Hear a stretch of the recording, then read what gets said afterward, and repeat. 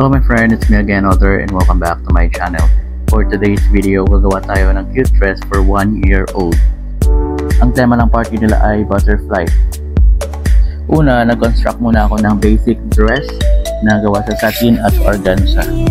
Dahil butterfly ang theme nila, so naghanap ako ng butterfly pattern fabric sa market pero walang available. Buti na lang may nakita akong glittery na fabric na pwede kong pang substitute na gagawa ko ng butterfly. So ikakat ko siya ng isa-isa para magiging 3D effect sa damit. Dito nga nag-start na ako mag-trace ng pattern ng butterfly at nag-cut na ako isa-isa. Minsan talaga kailangan natin maging creative para ma-achieve natin yung gusto ng ating client. At ito na nga yung mga kulay na ginupit natin. Bali, 4 na kulay.